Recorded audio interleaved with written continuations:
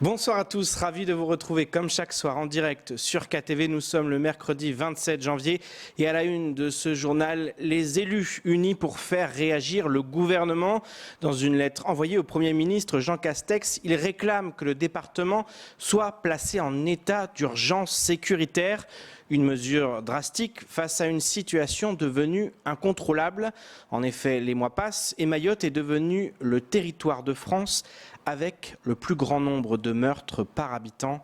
Ivan Rakotovaou. C'est une lettre empreinte de gravité. 6 pages co-signées par 4 élus de Mayotte au Parlement, ainsi que par les présidents du conseil départemental et de l'association des maires, dans laquelle ils appellent le gouvernement à agir contre la violence sur le territoire en déclarant l'état d'urgence sécuritaire. À situation exceptionnelle, mesure exceptionnelle. Nous demandons des moyens, des pouvoirs exceptionnels, notamment dévolus au pouvoir de police du préfet, jusqu'à ce qu'on revienne à une situation normale. Une situation qui a cessé d'être normale depuis bien longtemps. Selon les élus, les gouvernements successifs ont marginalisé la problématique de la violence à Mayotte, alors que celle-ci a atteint son paroxysme. Là, nous avons 3 victimes, coup sur coup, en un week-end. Il n'y a pas eu un seul mot de compassion de la part de l'État. Pourquoi l'affaire Youri fait couler d'encre à métro? On n'a pas arrêté d'en parler, même aujourd'hui, tous les jours, ça fait déjà 2 semaines que ce crime a été commis. On n'a pas arrêté, il n'y a pas un jour qu'on n'en parle pas dans les médias métropoles. Mais ici, on semble carrément qu'on est dans des oubliettes. Les élus signataires demandent donc au Premier ministre des mesures fortes de l'État, notamment l'instauration d'une véritable coopération avec l'Union des Comores, un investissement massif dans des centres éducatifs fermés, l'extension de la circulaire Taubira ou encore le renforcement des moyens de la justice. La justice à Mayotte, elle est en sous-effectif.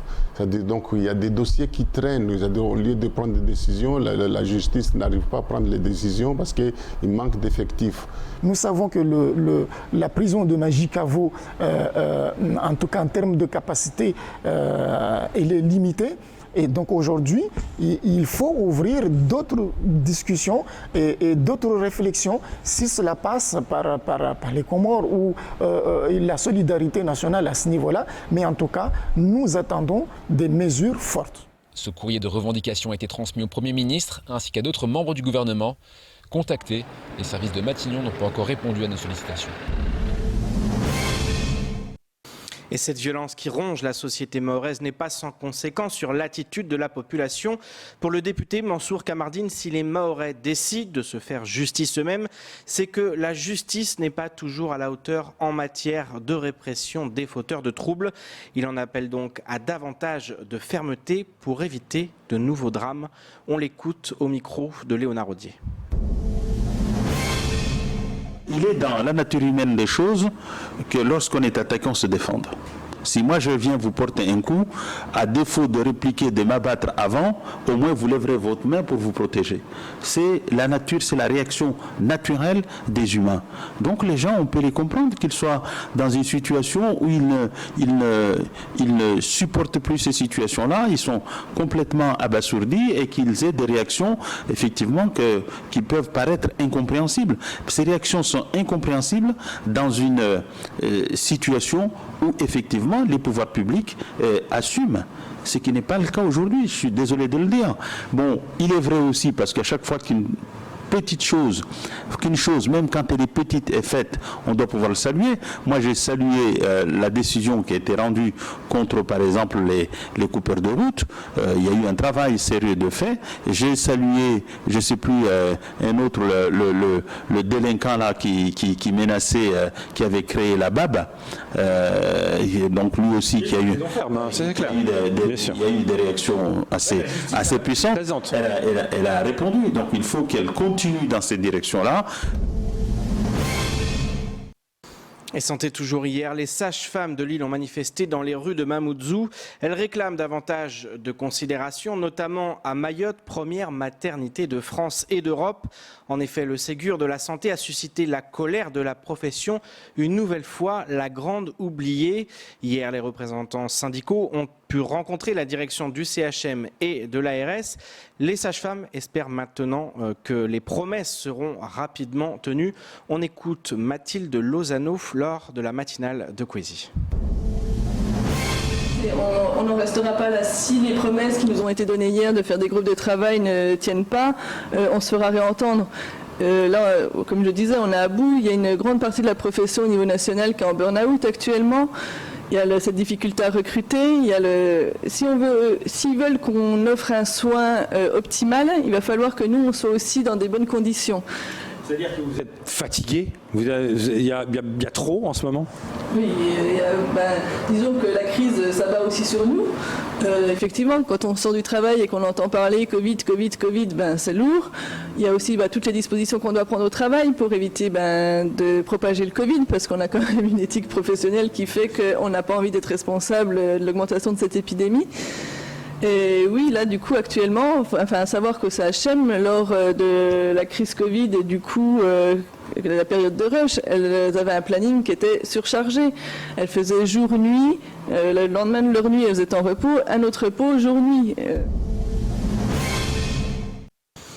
Et place maintenant au reste de l'actualité locale avec notamment le départ programmé de la directrice du CHM ou encore les Comores qui se tournent vers l'Australie et la Chine pour la vaccination. Au montage, Steve Humenet. Après 5 années passées au centre hospitalier de Mayotte, Catherine Barbezieux est priée d'aller voir ailleurs. D'abord directrice des affaires médicales, en mai 2017, elle était devenue la directrice générale de l'hôpital. Un arrêté a été promulgué le 7 janvier et Catherine Barbezieux possède désormais 1 mois pour contester cette décision, sans quoi elle devra plier bagage. Les causes de ce départ forcé apparaissent multiples, mais la plus criante semble se trouver dans l'avancement de l'hôpital de Dzaoudi. En effet, la première pierre de l'établissement avait été posée par Manuel Valls en 2015. 6 ans plus tard, l'hôpital de Petite Terre n'est toujours pas sorti de terre. Ces délais de construction extrêmement longs s'ajoutent à d'autres facteurs comme sa relation compliquée avec Dominique Voynet ou les tensions internes qui émaillent le quotidien du CHM. Depuis des années, les syndicats réclamaient la tête de Madame Barbezieux. Ils sont en train d'obtenir gain de cause.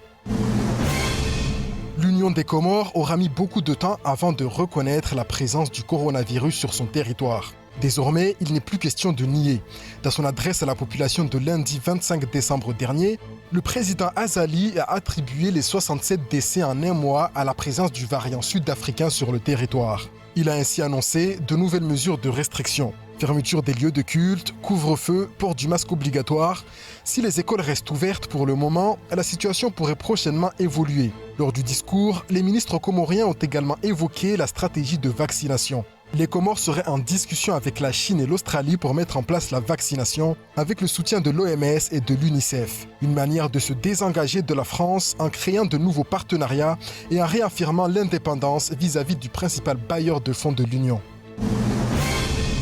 Mercredi dernier, plusieurs organismes et clubs de plongée ont aidé les naturalistes de Mayotte à nettoyer l'île Lombouzi. L'objectif était de ramasser les déchets dans les fonds marins entourant le Chissiwa, qui est une réserve naturelle française. Le parc naturel marin de Mayotte et le service de plongée scientifique ont collaboré à cette initiative. Mais aussi le club de plongée Mayotte Océan et la mairie de Mamoudzou qui a notamment mis une benne à ordures à disposition. Au total, 230 kg de déchets ont été tractés par les plongeurs des fonds à la surface. Sur ces 230 kg, 94 sont des bouteilles et flacons en plastique, 90 kg sont pesés pour les canettes et autres métaux. Puis quelques 38 kg de déchets tout venant, tissus, sachets, chaussures et même une poche de transfusion sanguine. Sans oublier les encombrants dans lesquels on retrouve un pneu, une porte de frigo, une partie d'un poste de télévision, un bidon d'essence ou encore un matelas en mousse. Et on termine ce journal avec cette nouvelle journée sportive qui se tenait ce mercredi aux 4 coins de l'île dans le cadre des rencontres scolaires de l'UNSS. Une manifestation compliquée par l'épidémie, mais malgré les difficultés, la journée a pu se tenir au grand bonheur des collégiens. Dans un esprit bon enfant, les élèves ont pu se dépenser et faire de toutes nouvelles rencontres. Jaïdi Maolida s'est rendu sur place dans quelques-uns des lieux où les différentes activités se déroulent, afin notamment de recueillir les réactions des enfants. Je vous propose de regarder ce reportage. rugby, handball ou encore futsal, aujourd'hui a eu lieu sur toute l'île une nouvelle journée de rencontres sportives dans le cadre de l'UNSS. Le contexte sanitaire actuel n'aura pas empêché l'événement de se tenir. Il faut en profiter, rien n'est sûr pour l'avenir. Nous sommes dans une situation un petit peu d'attente parce que le contexte actuellement dans le monde fédéral nous interdit de pratiquer du sport même en extérieur avec les jeunes. Mais nous attendons d'avoir un petit peu d'avancée par rapport aux évolutions du gouvernement. Avec ces incertitudes, les élèves ont bien compris qu'il fallait se donner à fond. Si du côté du rugby, les équipes étaient mixtes, côté futsal, il était important de laisser la place aux filles et créer aussi chez elles de futures vocations. L'enjeu du futsal ici, pour les filles, c'est de pouvoir jouer au foot parce que dans la rue, peut-être qu'elles ne peuvent pas trop aller sur les terrains.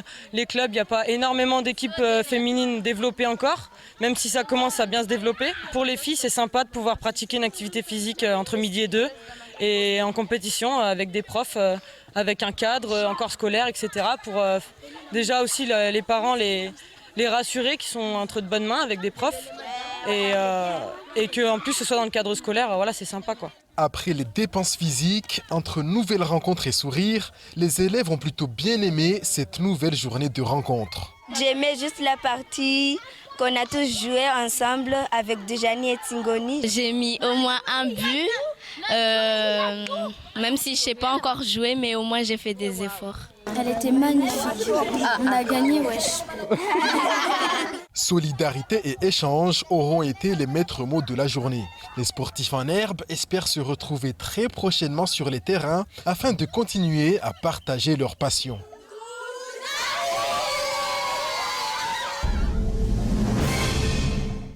Et c'est sur ces images de joie que s'achève cette édition. Je vous rappelle l'information, c'est ce confinement total à partir de demain dans les communes de Bouéni, Dzaoudzi, l'Abattoir et Pamandzi, avec fermeture de tous les établissements scolaires en raison d'un grand nombre de cas chez les moins de 14 ans. Pour ma part, je vous donne rendez-vous demain dès 19h pour tout connaître de l'actualité locale. Excellente soirée sur Coésie.